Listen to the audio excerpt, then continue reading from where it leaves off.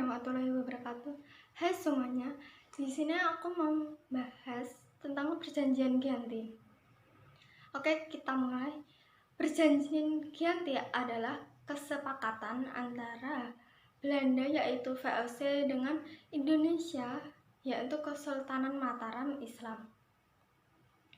VOC Belanda yang diwakili oleh Nicholas Herting dan pihak Indonesia Mataram Islam yang diwakili oleh Pangeran Mangkubumi pada tanggal 13 Februari 1755, perjanjian tersebut pun ditandatangani.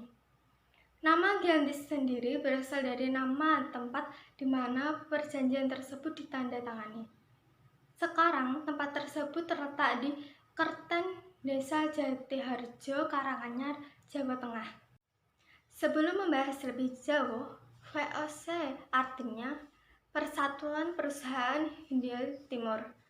VOC didirikan pada 20 Maret 1602 yang merupakan persekutuan dagang asal Belanda yang memiliki monopoli untuk aktivitas perdagangan di Asia.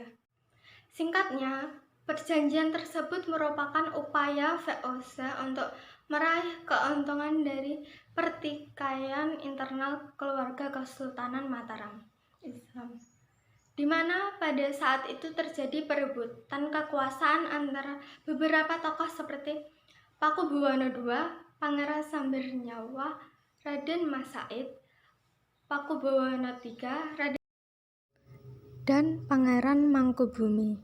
Maaf, tadi lupa disebutkan. Dan tokoh-tokoh minor lainnya.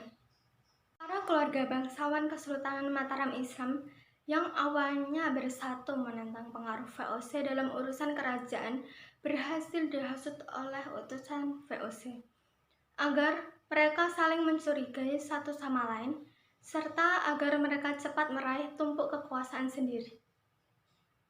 Hingga pada akhirnya VOC berhasil menggoda salah satu bangsawan Kesultanan Mataram Islam, Pangeran Mangkubumi, untuk mau menerima syarat-syarat yang diberikan VOC dengan imbalan pengakuan atas separuh wilayah kekuasaan Kesultanan Mataram Islam.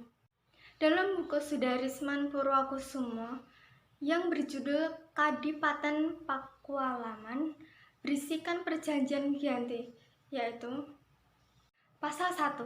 Pangeran Mangkubumi diangkat sebagai Sultan Hamengkubuwono Senapati ing Alagah Abdurrahman Sayyidin Panatagama Khalifatullah di atas separuh dari Kesultanan Mataram yang diberikan kepada beliau dengan hak turun-temurun pada pewarisnya.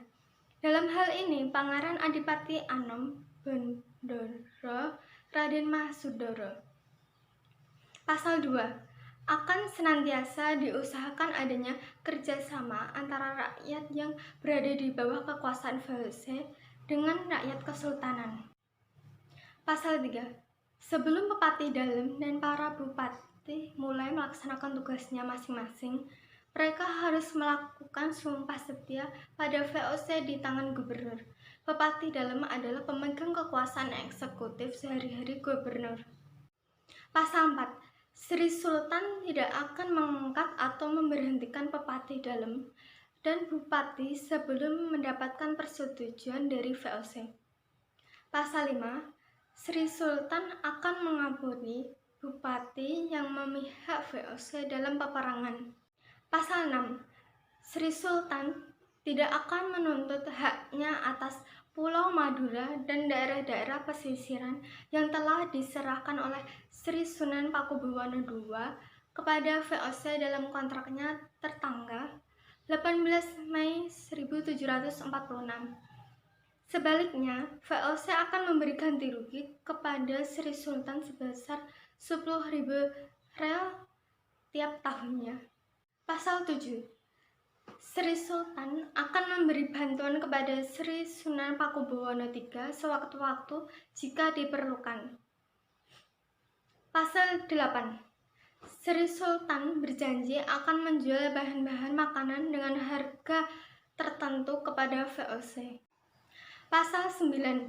Sultan berjanji akan menaati segala macam perjanjian yang pernah diadakan antara penguasa Mataram terdahulu dengan VOC, khususnya perjanjian-perjanjian yang dilakukan pada tahun 1705, 1733, 1743, 1746, dan 1749. Perjanjian ini menjadi penanda berakhirnya kekuasaan Kesultanan Mataram Islam karena wilayah dan keluarga kerajaan terpecah belah. Sekian yang dapat saya sampaikan. Jika ada kurangnya, mohon maaf. Waalaikumsalam warahmatullahi wabarakatuh.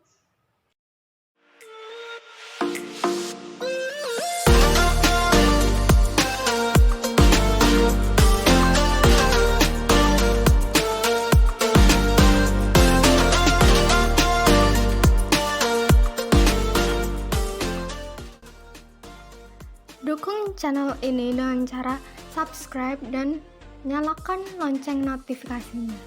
Terima kasih.